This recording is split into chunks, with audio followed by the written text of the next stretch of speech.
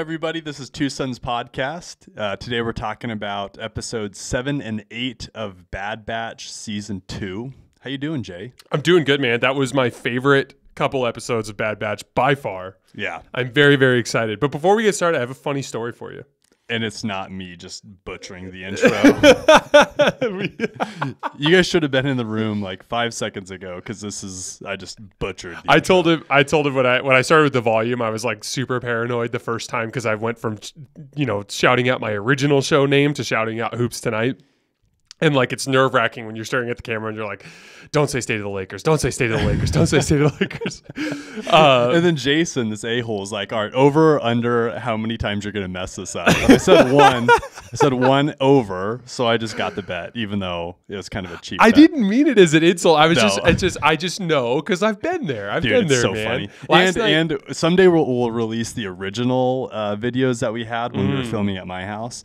Just terrible. I don't know what I was doing. I cut together the first episode we did. I cut together like a 1 minute like blooper reel of Luke messing up at the beginning of the show. It was so damn funny, just so we could show our wives and we were laughing. But it's totally fine because and here's all you need to know. Like last night my 325th episode of Hoops Tonight or whatever. I had to redo the intro. I had to redo the intro 2 separate times. Wow. Because I kept saying Happy Saturday, everybody, but I'm recording this on Friday night, and it was released on Sunday, and I recorded it on Saturday night.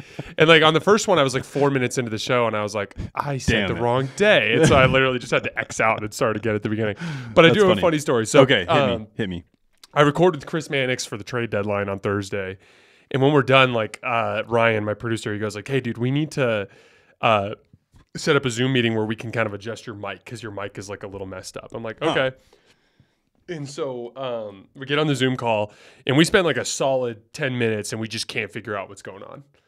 And then I look over to my side and I'm like, I'm like, Ryan, there's 2 mics running next to me. Oh. And I like look over and I get on a FaceTime call with him and I like show him. I'm like, this is my buddy Luke's mic for Two Sons Podcast. It's been hot for like the last like 10 episodes. Luke's been with us. Yeah. I have been a part of the volume. Hell yeah. So they were like getting some like weird feedback. And then I definitely did one of these at one point. I was like, that's so funny.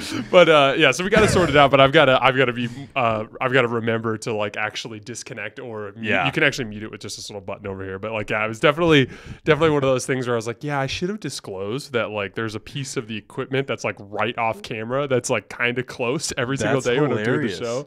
It was funny. Huh. Well, I guess your mic did sound better this last episode. They must have figured it out. Yeah, so we did. We figured it out, but like, it took us until literally last week this week on Thursday. Dude, that's so funny. Sorry, everybody. Sorry, the volume. But sincerest apologies to the volume. Two Sons Podcast. I'm just sorry, butchering the production quality.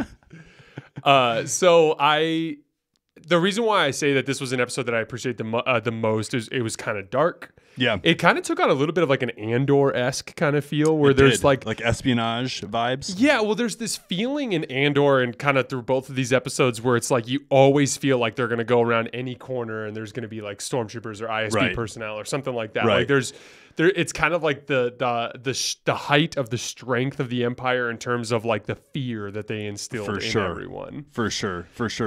But the actual story though, essentially, it comes to light that Admiral Rampart basically orbitally bombarded the Kaminoan facilities, but not just the Kaminoan facilities, but every Kaminoan city on the planet. Basically, like we're talking about legit, like execution of an entire race, of aliens. One guy, and obviously operating under orders from the Emperor, of course, which is a whole other thing. But what I appreciated about it was super relevant. It told an important story. Important characters were involved, and there's those kinds of things are going to be very few and far between in a show like this. Right. But I really enjoyed that today. No, for sure. And to kind of summarize both episodes relatively quickly, we get to meet Senator Chuchi, who's decided that she's going to essentially, speak for the clones, which is a really cool concept in Star Wars, because I had never once thought like, oh, the clones don't have a voice. And actually Omega, after she dropped off that data to Bail Organa, she sits down, and I think that was intentional, and I think that was like Dave Filoni showing this is the first time a clone has actually sat in on like an entire Senate hearing. proceeding. Yeah. And it was so cool because it was just like, again, like Dave Filoni is the man when it comes to small touches. We were talking about that last episode, and just the small touches over and over and over again that he jam packs into all of these episodes is incredible.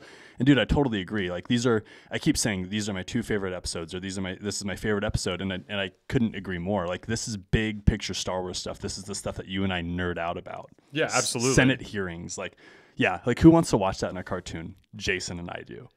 Well, and what was so interesting about that too was like, I'm not 100% sure if Palpatine planned the whole thing or if he just was like kind of listening to the Senate proceeding and decided like, okay, they got me.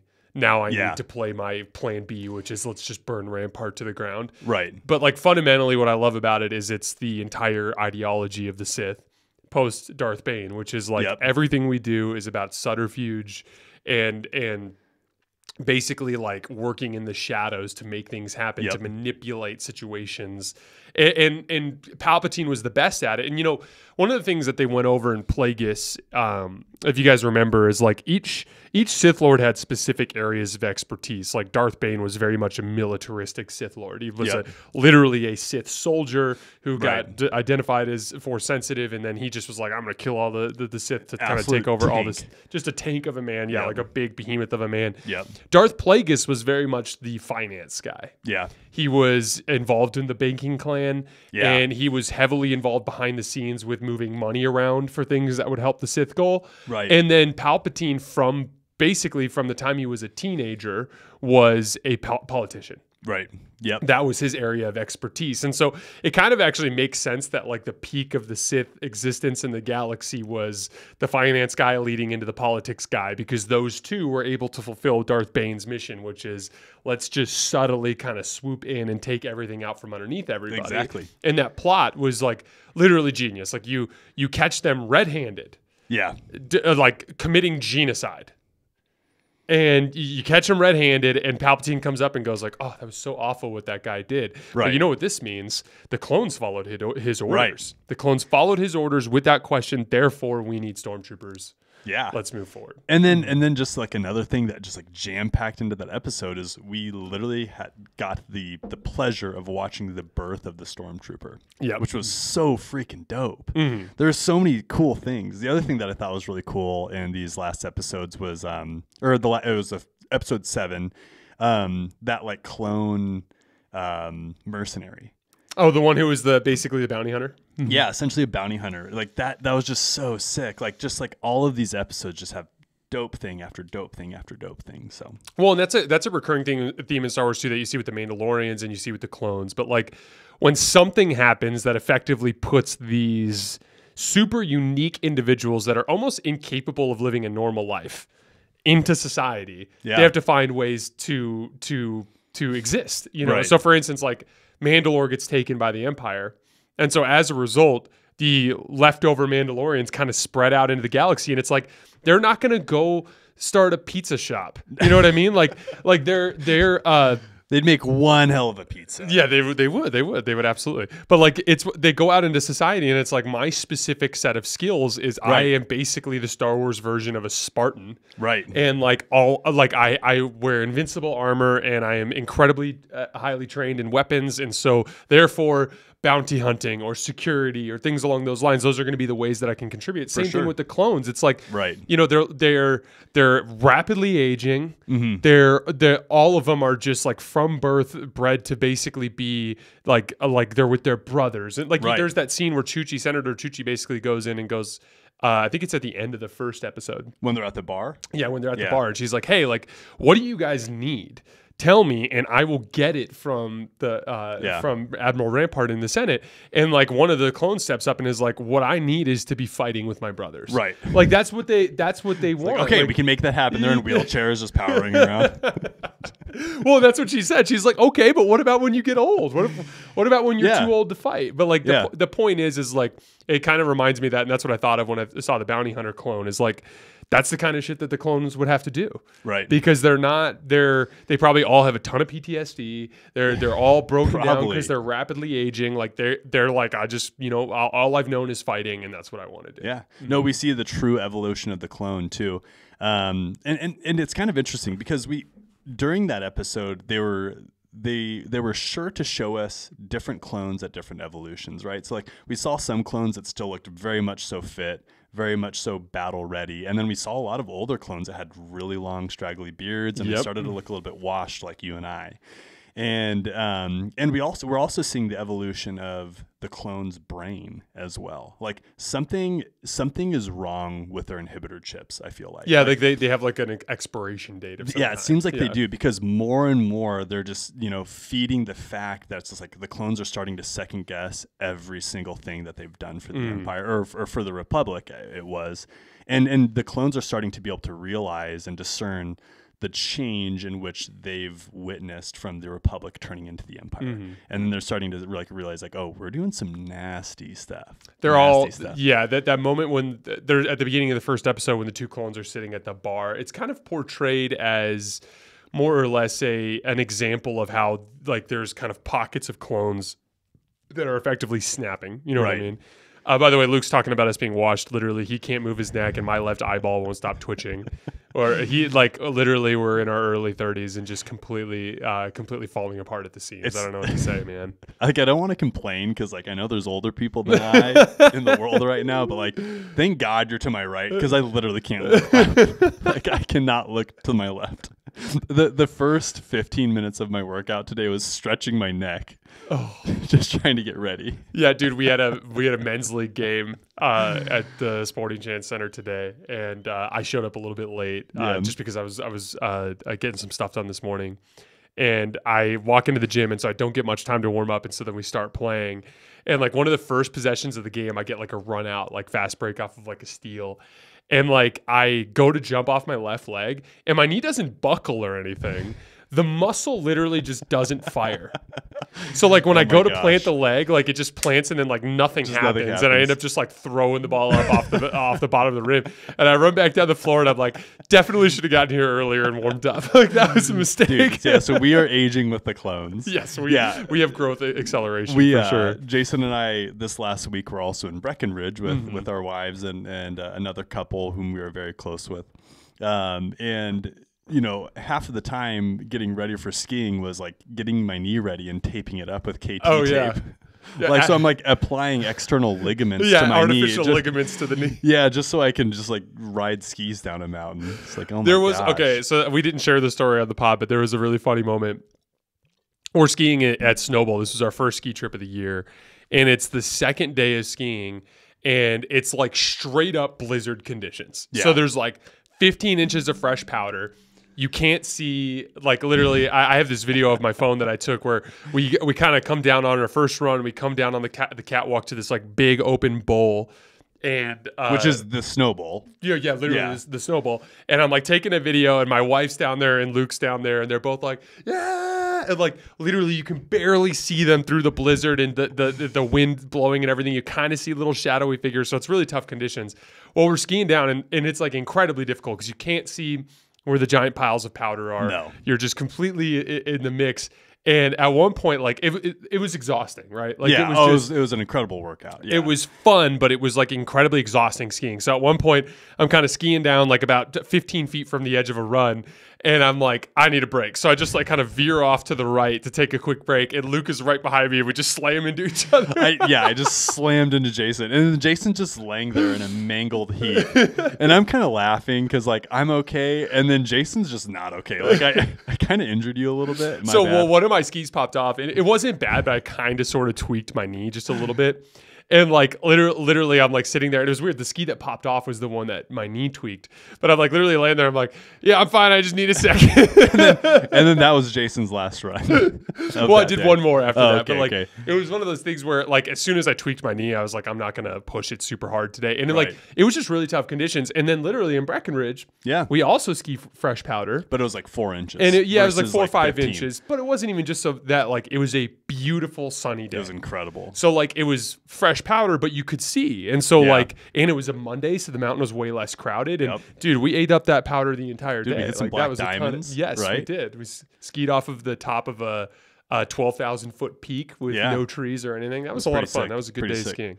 Anyway, the point is we're washed. We're washed, just like the clones. Yes. Last point that I want to hit. Dude, what's the deal with Echo leaving? That was like completely unexpected. I'm going to assume that it has something to do. I think that's a pretty strong indicator that Rex and Echo will return at some point. I think so too. But Echo and Rex had a relationship dating back to Clone Wars, did they not? Off the top of my head, I don't know. I think you're right.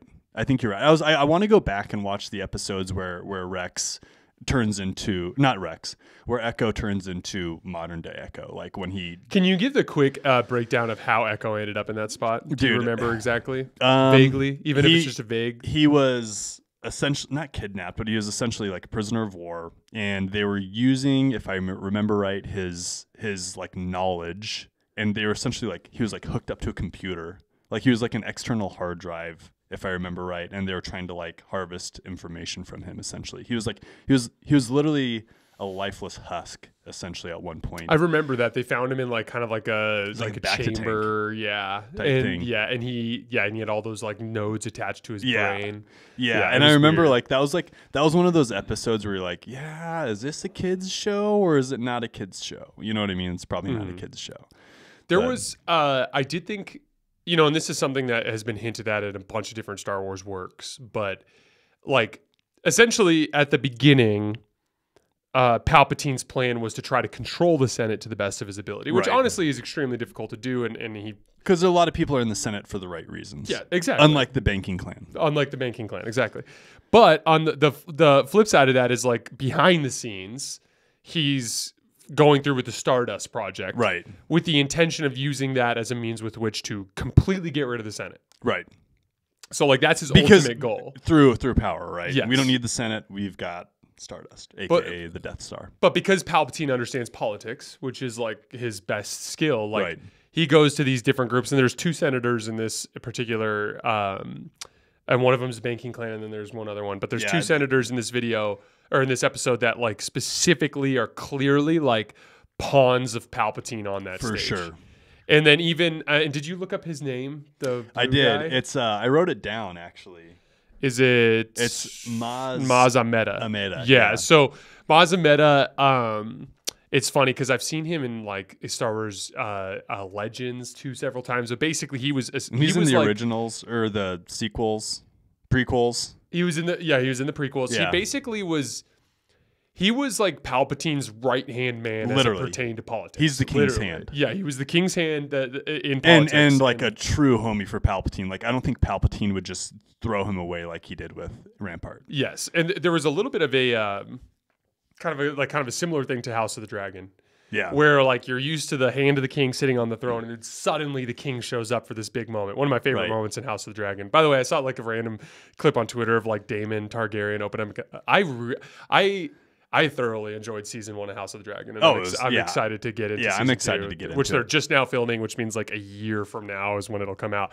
But there's a really cool moment where it seems like they have achieved a victory by presenting the proof, and there's this epic moment where in the middle of the Senate they have a giant hologram of the Venator-class Star Destroyers just obliterating with orbital bombardment the entire Kaminoan facilities. Kamino race, and then it pauses in the middle of the thing. And it's kind of an epic Star Wars moment because it's like completely jaw-dropping in the facility. But then suddenly you just hear like... And then it's the dude with the staff with a little figurine of Palpatine on it. Right? And so he hammers it on the ground like 3 times. It kind of reminded me a little bit of... in Mandalorian when the magistrate like hits a thing on the ground to like make the sound, but like he makes the sound and then suddenly like the Palpatine shows up, and they clearly state, I believe in the first episode of the 2, that like Palpatine has not been showing up to these things, like he's not here, but it's like he comes in, and I did think it was interesting that like he was very much Palpatine, like he was not trying to pretend to be something else. Like he had No. the same deep voice. He said, and that His was yellow eyes. Yep, yellow eyes. The whole thing. What kind of was cool to me about that was like, and he comes in and of course, and he like twists the whole situation to his Just advantage. he completely commands the room, which is a very large room, by the way. But it's also clear that like, I think it's the first time I can remember seeing after episode 3 where he fully leans into like the "I'm terrifying, don't fuck with me" kind of thing. You know what I mean? Seriously. Well, and it's kind of interesting because when we were reading Thrawn books, right? And we were in the Empire series, Eli gets to meet Palpatine, which is unheard of for any civilian to be able to meet Palpatine, right? And Eli was describing what it was like to be in the room with Palpatine, and he's like, he was way different than I was expecting. Oh, that's right, because like, you were just listening to yeah, that. he was aged. He looked like haggard, like, and Eli was just like, yeah, it was like it was like almost like supernatural, and Eli could feel that. And the reason why it was supernatural is because Palpatine is the leader of the Sith. Yeah, and the damage that was done to him was done by the dark side of the Force. Exactly. Reflected by Mace Windu's lightsaber, Which we back know into his just face. decays bodies. Yes. Right.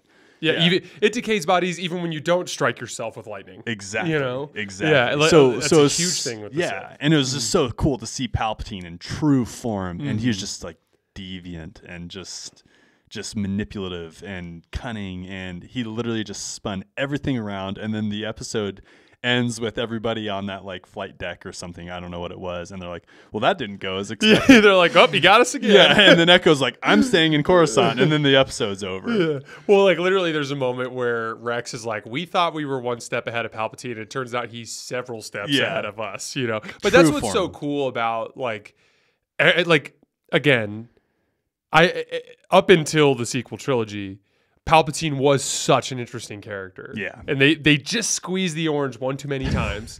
And a bunch of like pulp and other shit fell into the glass. But they definitely the first 6 episodes though, and the stuff they did in Clone Wars and Rebels, like he's a truly terrifying supervillain. He is. And one that should have been untouched after his death. Mm-hmm. Yeah. Anything else that you want to hit on? That's all I got, buddy. All right, guys, that is all we have for today. As always, we sincerely appreciate your support. We are less than a month away from Mandalorian. Yeah. We have a bunch of new books to get into. Actually, I need to talk to you about that after the show because that's something we need to move forward with. We've been doing some planning too. We're going to experiment with a little bit of a football show too as we get into the fall. We got a buddy. I've got a buddy of mine who's a buddy of ours who's a diehard Steelers fan who's also a very gifted football analyst. He is. Very funny guy. He's on it. Yeah, he played Division I football himself, offensive line. Yep. And so I'm excited to kind of build that out. We have big plans. Luke here is a gifted woodworker. He's going to put a set together for us. So we're going to be doing some stuff like that. Also, I think this week will be the week that you and I finally force some time for Last of Us. It needs to happen. I know. It's every single episode is like becoming a cultural phenomenon, and I want to jump on that. Mainly, not even just for the show, just because I want to enjoy it. Right. And apparently, I'm blanking on his name. The guy from Mandalorian. What's his name? Din Djarin? Yeah. But what's the actor's name? Pascal. No. Pedro Pascal. Yeah. Pedro Pascal apparently is just completely wrecking shit with that show too. So I'm very excited to check it out. But as always, we sincerely appreciate your guys' support, and we will see you in a week. Pray for my neck.